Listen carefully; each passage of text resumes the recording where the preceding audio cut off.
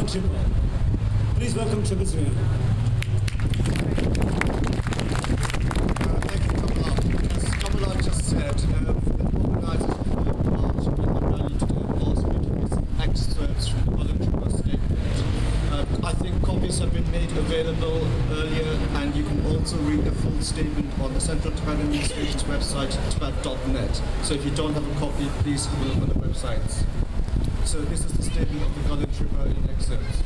Today, on the 53rd anniversary of the Tibetan National Uprising Day and the 4th anniversary of the 2008 mass protests in Tibet, I offer tribute to the brave people who have sacrificed so much for Tibet. Despite 53 years of occupation by the People's Republic of China, the Tibetan spirit and identity inside Tibet remains unbroken. On this occasion, I pay homage to His Holiness the Dalai Lama for his vision, leadership, and benevolence. I also pay my deep respect and gratitude to our elders for their contribution and tireless effort that have sustained our movement's growth and dynamism over the past 50 years.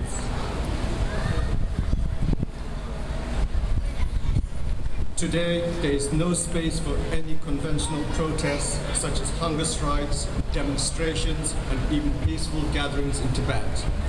Tibetans are therefore taking extreme actions such as the one by 26 Tibetans who have committed self-immolations since 2009.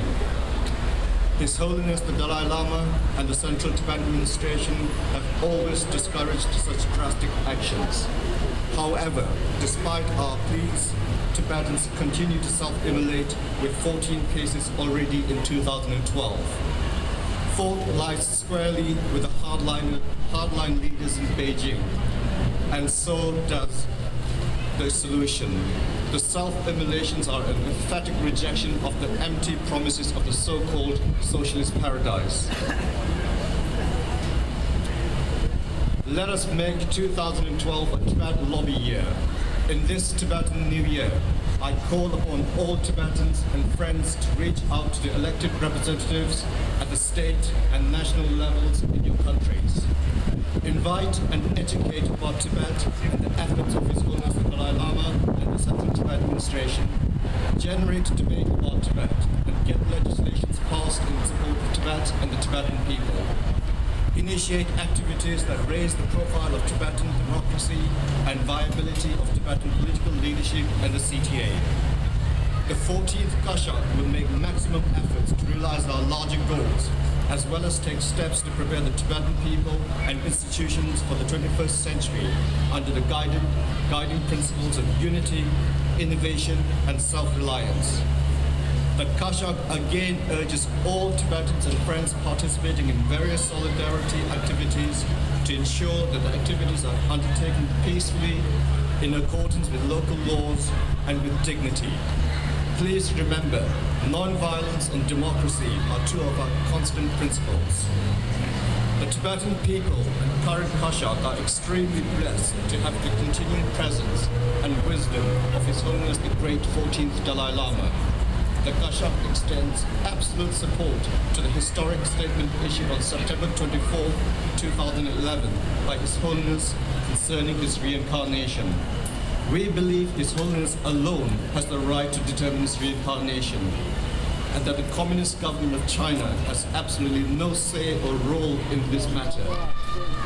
I would like to take this occasion to thank all governments, especially the governments of the United States, Europe, and Asia, organizations, Tibet Support Groups, and individuals who have supported the Tibetan people. Your support is greatly appreciated. I also call on all our old and new friends alike to reinvigorate the Tibet Support Groups around the world. We need you more than ever at this critical time. The Kashak would also like to acknowledge the full cooperation of the Jiddu Lanzo and look forward to a productive partnership in serving Tibet and the Tibetan people. I'm also happy to express the Tibetan people's deepest and continued gratitude to the government and people of India for their generous hospitality and kindness over the past 5 decades. My appreciation has grown tremendously since becoming the political head of the Tibetan people. Hearty Shukriya. lastly, to our dear brothers and sisters in Tibet, we would like to say that you're in our hearts and prayers every day. We'll walk side by side with you till freedom is restored for Tibetans and His Holiness the Dalai Lama returns to Tibet. I pray for the long life of His Holiness the Dalai Lama. May our long-cherished goal of freedom and reuniting in the land of snows be realized soon. March 10, 2012, Dharamsala. Thank you.